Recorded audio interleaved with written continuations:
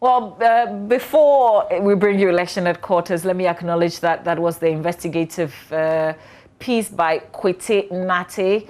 He returned to the London beaches to discover how middlemen are hijacking a product meant for poor fishermen.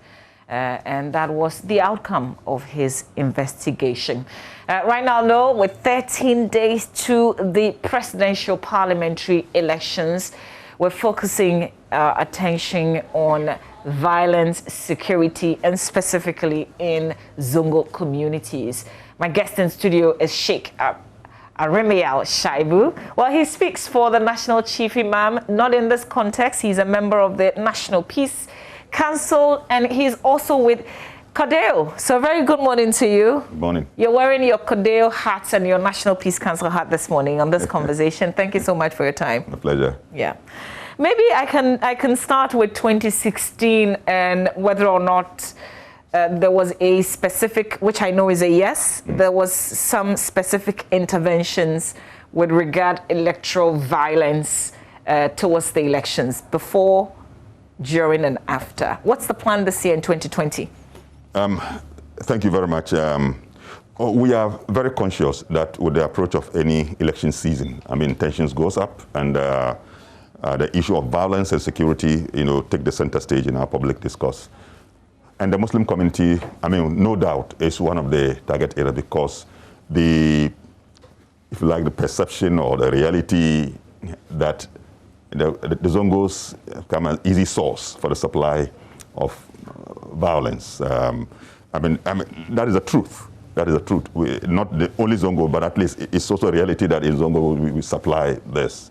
Consciousness is growing about the negativity, and we are trying to solve this. So in 2016, for example, I happily mentioned that between the Chief Imam's outfit and the Christian Council, there was a joint program aimed at addressing violence generally, but there were aspects that were sort of targeted at the Muslim community, did in Kumasi, in Tamale, in Ho specifically, and in Accra here, taking the form of public lectures, events, peace walks, and so on and so forth. This year, because of difficulty in funding, we have not been able to do so. But on our own, having consciousness about the issue, we have begun doing a lot of workshops for imams, engagement with the youth, raising the consciousness of the imams to make the issue of non-violence and the issue of security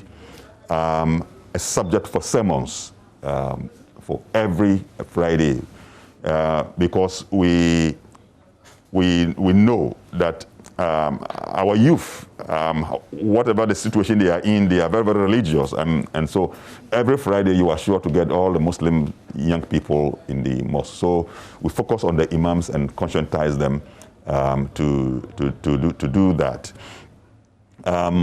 In the lead up to the 2020 elections, from 2 weeks ahead, we are intensifying such programs.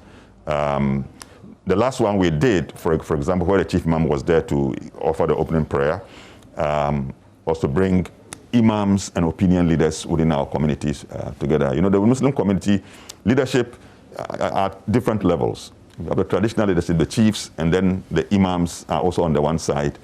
And indeed, even clerics who are those who teach in the Makaranta, for example, which is, in fact, the first point of a child's Muslim consciousness within the Muslim community. And that's where they are raised up from the beginning. So we get such clerics also to begin to build up the consciousness of young people, particularly where we have reached now, and I say strongly, that we are trying to build a mentality that rejects violence. Rather, we promote non-violence mentality and we discourage violence mentality for whatever reason. Yeah, that is something, and leading up to election, that is the strongest message we are giving. So that, like I keep on repeating, I want every young person in general, but particularly the Muslim young person, to reject the mentality of violence as a means of obtaining political power, and also to resist attempt by politicians to use them as tools for political violence. Yeah. But, you know, in a season like this, there's a lot of money. And money attracts. Yes. And we've talked about how young people are also jobless in some instances where they don't have anything to do. And so if you're idle and somebody has some money, which you obviously would like, then you're attracted to what they want you to do for them. Yeah. So in essence, I guess I'm asking, what are we doing to keep them occupied so that they are not idle? Yeah, I mean, 100% you are right. I like quoting the preamble to the UNESCO Constitution that in part, you know, which says that since war begins in the minds of men, it is in the minds of men that the defenses of peace must be constructed. So it means that it begins in the mind. If we get our young people well educated and they become more enlightened and understand a sense of life, indeed, I would say strongly that the enlightened mind will reject violence, regardless. I mean, maybe you and I, let's say we're giving birth to our children. We don't have the whole of the world at our disposal. But I'm sure our children will, no politician can get our children on the street. Because these are educated children, enlightened. They've gotten to university. Some of them are in the senior high school. I mean, they have focus. They really want to. And so one of the things that we are doing now is to really encourage our young people to get educated. Now that these free SHS, putting aside the politics of it, I mean, the free SHS, no Muslim child, for example, can drop out of school on grounds of poverty. I mean, so once you get them to that level, then now we are expanding, taking advantage of the Zongo Development Fund to get scholarships, you know, to get them all something to do. So I guess this is more of a long-term plan to kind of change them. Seriously, because once you get them, even I mean, vocational training, for example, is something that, so if you have not had the opportunity to maybe get this higher education, we put price and value on vocational training, that one can do vocational training and still make money and live good life. So that this old mentality of because you are a mechanic, I mean, you are anybody who is not intelligent. I mean, how can you have somebody who touches your engine, sparks your engine, and tell me he's not intelligent? I mean, you as a doctor, you hold your doctorate, you're a professor, something small, just a wire in your cars, you know, you are unable to do it. And the young man who comes to do it is because he's unintelligent. It's very illogical. The irony of. So we want our young people to come to that understanding. You know, avoid this short-term, you know, short way of getting money and be patient with life. I tell my small boy, one day we were just driving in a car and I like listening to Pastor Mensa Otabil. Okay. I listen to him. So when the car and he ended his sermon, his teaching, and then he said, don't rush in life, go through the experience. So my small boy was just in front and said, hey, Abdullah, have you, just listen. Have you heard what he said? Don't rush in life, go through the experience. And I think that is what we want our young people to come to terms with, that life is a journey. And through life, as you journey in life, you make progress. The progress comes with patience. And God has a destiny for everybody, that if you identify the area of God's destiny in your life and you are patient, you will get there. Rushing through life is what will make people give you money for a very short term. In fact, sometimes they expose you to very reckless and dangerous life that destroys your life for life, destroys you for life. Some of them get maimed. In fact, after they have been maimed, the politicians leave them helpless to themselves. There are examples. I mean, they just forget about them. I mean, just imagine the young man who lost his eyes and afterwards he died. I mean, it's one of our political, very painful things to mention. Yeah, I mean, who cared for him after he suffered that kind of plight? But these are people who give themselves, they are party loyalists, they are giving some little money. Yeah, so I want any Zongo person particularly, but generally any young person never to you see, reduce the value of his life to those little things which the politicians, and I say strongly, exploit the vulnerability. Ex-politicians, and I think it's unjust and unfair to for any politician to take advantage of the vulnerability of a young person just because he could not make it in life. I mean, just give him something and then expose him to that danger. Danger where your biological children will not be exposed to. None of them, I say strongly, none of them will bring their own children in the front line. That reminds me, was it Professor Asante, the Peace Council chair, outgone, former, who said that when they come to you and ask you to take part in violence-related activities, ask them where their own children are. Yes. Because they wouldn't bring their own children. No, they have educated them.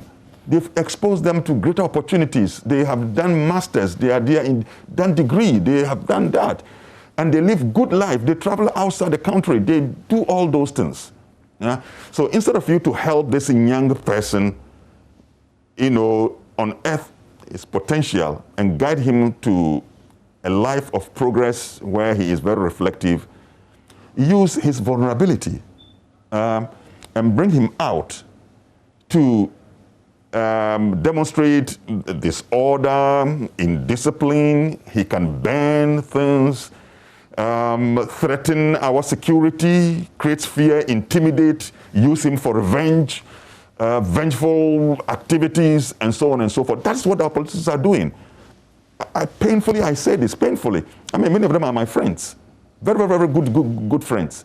But I say with pain, because I will not allow my child to be turned into these tools. Neither will I also encourage my son or my daughter. And I see my daughter and my son in any of such young people that have been exposed to this. And that's why my heart bleeds. My heart bleeds. You see, Mama B, both Christianity and Islam have certain very beautiful principles. Biblically, we talk about the Ten Commandments. And these are moral virtues I've learned. Now, if you apart from the first one, the most important, the second one comes second as important. Love thy neighbor as thyself. And in this particular principle is the principle of justice and fairness, that do unto others what you wish for yourself. And Islam also says that if you believe in Allah in the last day, never hurt your neighbor. Never hurt your neighbor. And this neighbor here has a broad connotation. It's a broad connotation. It's not just small area where you live, those that you can see. It's talking about the next person to you. And that definition is wide. Even when you sit in Trotro, I mean, who are your neighbors? If you live in a compound house, in your office, maybe in this hall studio, I mean, you are my neighbor. All these studio people are my neighbors. He said, I should not hurt them. I should not hurt them. So why is it that you're hurting somebody's son? But that you don't hurt your son. Because somebody's son is vulnerable.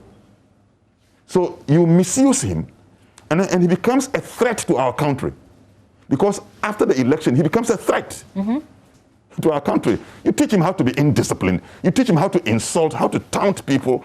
Elders in our community are suffering insults because of our political thing, the way we do it.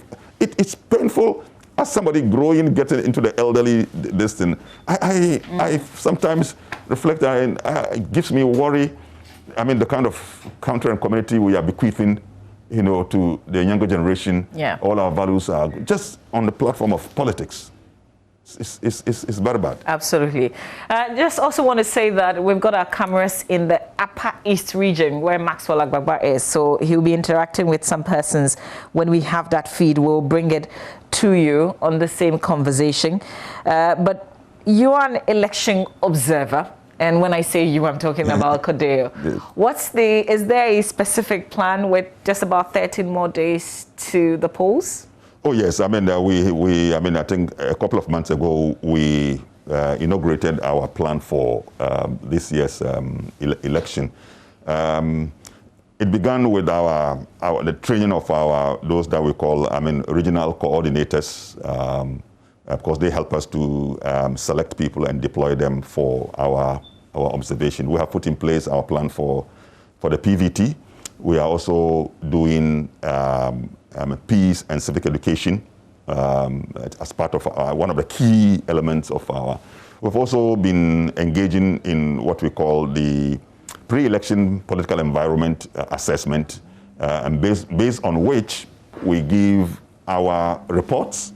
For example, I mean, we have done the last one. Now, getting to election, I'm sure the second, the final one will come up. Okay. For us to be able to say what is the situation, how tensed it is, and so it doesn't feel so tense, does it? Currently, let me say, paradoxically, I mean, whilst I sympathize with the family of our former president, you see, he's passing away as if has come to us with a certain blessing. Because the whole country have him at heart. We all love him. And he is respectable, the reverence, the memories of the good things that he has done. So in respect of that, you know, the whole state, even politicians have to withhold, suspend campaigns. And for me, it brought down the tension. It's picking up again. And thanks to COVID, I mean, mixed blessings. I mean, COVID did not allow us to go, yeah. So we're a bit measured, is that what you're saying? Yes. And then let me commend you, the media people. In fact, JoyNews particularly, and other stations. You know what you have done this year? You have been very, very helpful. You see, you arrested the center of our national discourse. And you compelled politicians to really discuss issues like your manifesto tracker and those things. So, you see, you lose it if you leave your manifesto and you become personal and you are insulting people and polluting the environment. And I think the media has done well here. Yeah. So they didn't get a chance to be insulting, to be doing that big rallies, but that they focused. And then so it's about records. And records, so you leave the voters to now assess you on grounds of what you have done before and what you say you intend to do. If it meets our expectation, we say, look, this is the one we should vote for. And so, but you know the fears. I will not hide that one. You know,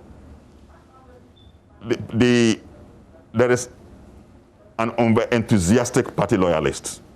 They are still there. Now they have been given this slogan. Election is won at the polling station. Elections are won at the polling station. Yeah. So, in the name of vigilance, or if you like, over-vigilance, we're likely to see, and that is why hotspots have been, identified where such things can easily happen. We can easily, in the name of vigilance, we can slip into violence, and where in our political discourse, we have maintained this mentality of violence. The mentality of violence is still some of the things that you hear some politicians, are saying. Yeah, and so it's the election day for me. That is where the action will be, and that's where we need to be very, very. That's also a worry because we have plenty polling stations this time around. Plenty, exactly. So many more polling stations in each constituency. Yes. So what are you advocating? What should we be doing? No, I think that the security arrangement is what needs to be stepped up, but also done in such a way that it is professional. I'll be very honest. We don't want to see what happened during the Iowa Super Bowl. Yeah. We must be honest. We must be honest. Yeah. You saw a situation where even the command chain, was scattered. I mean, it's uncoordinated. You clearly. I mean, clearly, we did not see the report. That came up, how it was applied, all left people with certain doubts in their minds as to whether our security will be able to handle. And for us, from angle of CODEO, from the angle of Chief Imam spokesperson, from the angle of Peace Council, and from the angle of a peace advocate, I think we want to call on the police. In fact, we have met the police at different fora, and they have given us a very comprehensive plan for action. But that is one thing. On the day of action, that is also can be something different. So we want them to really be well coordinated. And when something goes wrong, so we can point at one person and say, look, this man is the one who gave the command. And then we can take him, for accountability and so on and so forth. And then secondly, I think we should go on from now on to intensify our advocacy for nonviolence. That is important. We need to target political actors to commit themselves to peace and to know what Haven't they done that already? I mean, some years back they did, but still, since we know as human as we are, I mean, we must continue taking doses of the medicine that will lead us to peace. So we should target them. I think that we should have the courage also to speak to power where we think that things are not right. Because, I mean, politics will go and we are the same people. So it is we who get hurt. And I say that, you see, violence does a lot of damage to the very spirit and destiny of a community. I think people underestimate the evils of violence. Because violence is antithetic to peace. And peace is the original pure state that God gave to us. And it's essential for us to grow, to develop, for community to flourish, to thrive, for community to see God's own goodness for us. It happens within this ambience of peace. So any person who is violent is anti-progress, anti-well-being of human being. And what he does a damage to the very core of society. You see, violence crashes, it breaks, it maims, it divides, it leaves people with pain, painful memories, and so on. You see, when people don't analyze violence, so actually when I see a politician who promotes violence, I feel sad. And such politicians will come after they have won, then they talk about unity. After they themselves have caused the division, they have caused the pain. When they win election, now they talk about unity. When they are exiting from politics, they become statesmen. I have listened to a few, sometimes it's so ridiculous. I mean, when they were active in politics, you saw what they did. Now they are growing above 60, they are getting out now, they don't want to compete again. And then when they come on television, they say, you know what, I want to establish an NGO. You see, we have to advocate for. I sit back and say, oh God. So you've done this damage, you've wounded our society. For your personal gain, now you are going out, so now you have seen the wrongs. I would have wished such people would get back to their colleagues, their cohorts, and tell them, in fact, that you know what we have done to our country? I feel guilty. I feel very guilty for what I have done before. Look, you are still in it. Never do it. The fear also is, they would say when they've got the cameras on them, they will say all the nice things that you want them to either commit to or say. But there is a different thing that they do. There's a different language that they use when they're talking to these young people. Yes. And I think it's important, the issue of the polling station and being vigilant and overdoing it. Exactly. So when we come back, because I want us to go to the ground, to the Upper East region, my colleague Maxwell Agbagba is on standby to talk to some of these persons about electoral violence and security. We'll come back and check out if there is a plan at all, seeing that we'll have a lot more polling stations in terms of the monitoring. How do we intend doing that?